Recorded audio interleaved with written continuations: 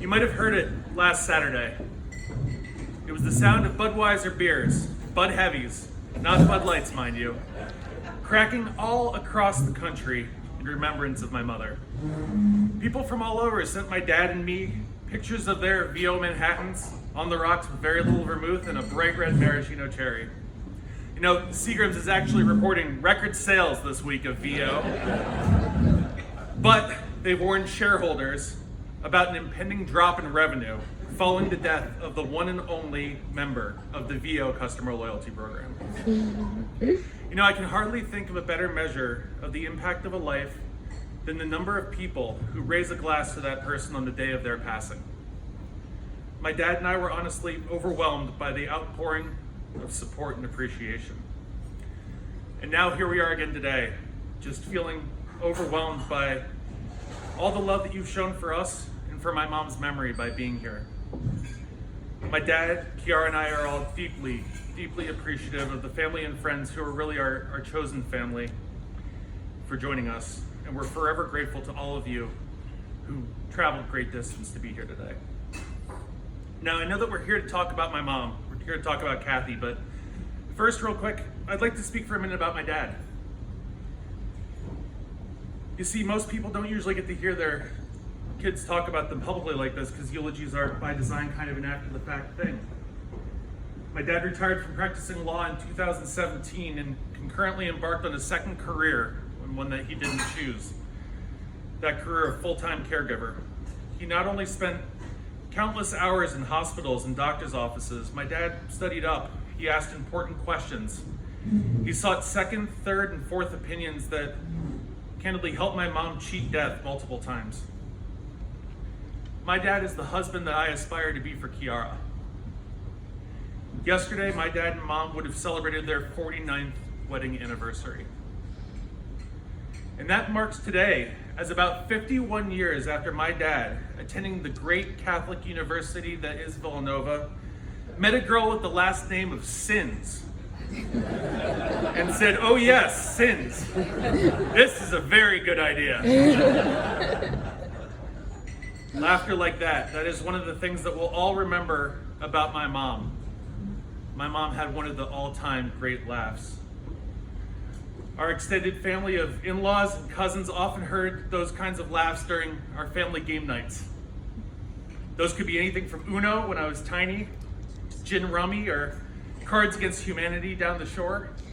You know, my mom couldn't draw for shit, but she had some kind of ESP connection with my dad that allowed her to figure out whatever he was drawing the second his pencil hit the paper. I'll never figure that out. But I think about my mom every time that somebody says that they're going for the chip, Trivial Pursuit. You know, many of us think about my mom as the life of the party. It's something I've heard from so many friends this week. And she definitely was that. But she also stayed at the party oftentimes long after the party had died. That's because my mom was really happiest, not in a big crowd, but sitting around the kitchen table with family and friends at the end of the night with a beer. Just the way that our Boylan and Chilius cousins sat with my dad and me on the afternoon of my mom's passing. What was most important to my mom was actually not the party itself, but it was the people. And for all her boisterousness, my mom was actually a fantastic listener. Some of my favorite memories of my mom were when she'd stay up late, horrifically late, to be there for me when I came in from a night out in high school. Not because she was worried that I wouldn't make it home okay. My parents trusted me to a degree that frankly still shocks me to this day.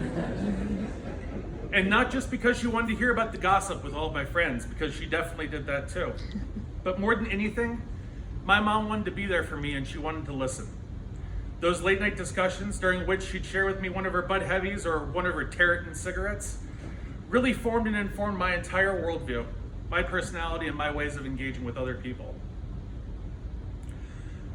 My mom's seemingly endless fun came at a cost. I can't tell you how many times this week I was surprised when I heard some variation of "this all happened so suddenly." This wasn't sudden at all. This slow-moving tragedy started on September 20th, 2016, when my mom was admitted to the ICU for the first time. I was up in New York City for work, immediately rented a car and drove down to meet my dad and her at St. Joseph's Hospital. She'd been in and out of the ICU several times since. One of her oldest friends told me this week that she didn't feel like she knew the whole story about my mom's health. And that's because my mom was lying to her. She was lying to her doctors, to her husband, and to her son. But most tragically, my mom was lying to herself. And I share this with you now only because that is the lesson that we can take away from my mom's death, that we only get one body and that we can ruin it with abuse over time. Despite my mom's health setbacks, her struggles, her suffering in the last 5 years, my mom never gave up. She was always making plans. She genuinely believed that good things were always right around the corner. And it's that kind of optimistic spirit that I'm going to take from my mom. It's what got me through the pandemic, and it's what's getting me through this incredibly tough week. You can't make old friends. I know that the members of her lunch bunch have heard that phrase innumerable times, because that was not only my mom's credo, but that's the lesson of my mom's life. Cherish the people around you, the people who have stuck by you, the people who love you unconditionally, the way that my mom loved my dad, the way that my mom loved me, and the way that my mom loved you, her dear friends. And finally, my mom loved this place, this Berkshire Country Club. Any discussion of weekend plans, right up until her last trip to the hospital, undoubtedly included mention of dinner at the club with friends. She used to look forward to the Berkshire Christmas dance for at least a month. You might remember that she'd have her nails painted with little snowmen and little Santa Clauses on them. My mom took so much pride in decorating our house for Christmas. It was her favorite time of year. You know, I was practically raised at the Berkshire Pool, where my mom and I would swim while my dad played golf on Saturday mornings. And we used to love watching my dad tee off from number 16 together, because that was always the most exciting time of day, because that meant that my dad would be coming over to join us for a family swim at the pool. And then on Sundays, the three of us would be back out here together to play golf after church. This place was the home of our family rituals. And so it feels right, in a way, that St. Benedict's forbid me from delivering this eulogy at the church, because this room, this place, seems a more fitting place to honor Kathy Snyder. My dad and mom have held membership at the Berkshire for 41 years, more than the third of the club's 122-year history. In addition to the place and all the members and all the friends, it's really the staff of the Berkshire that were an extension of our family. Too many of them to even try to list here. And of course, you all know that my mom loved children. She was opening our home all the time to the kids in the neighborhood. If the garage door was open, everyone was welcome. She looked after Mike Chakness and me as kids, just like the way that Mike looked after her as a nephrologist in recent years. My dad, Kiara, and I are incredibly grateful to Dr. Mike for demystifying all of my mom's various medical conditions.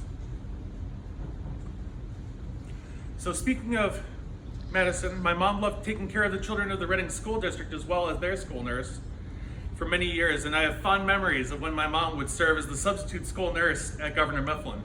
For some reason, whenever we knew that she was in, all of my friends seemed to get sick and have to go see the nurse a little bit more often.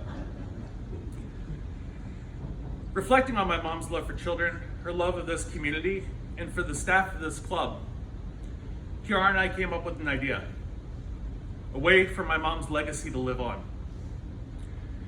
Kiara and I are going to seed a scholarship in my mom's name for the children of the staff of the Berkshire. And we are incredibly grateful to the club president, Ken Christian, and the club manager, Paul Bovenzi, for their support in doing this. Kiara's parents, Karen and Joe Potenza, very much wanted to be here with us today, but are unable to travel right now as Karen recovers from a major surgery of her own. And they've very generously agreed to match our contribution to the Kathy Snyder Berkshire Scholarship. And we invite others to do the same if you wish. Just talk with Kiara, Paul, or me. It's Kiara's and my hope that through this scholarship, my mom's spirit of giving and caring will continue on long after she's gone.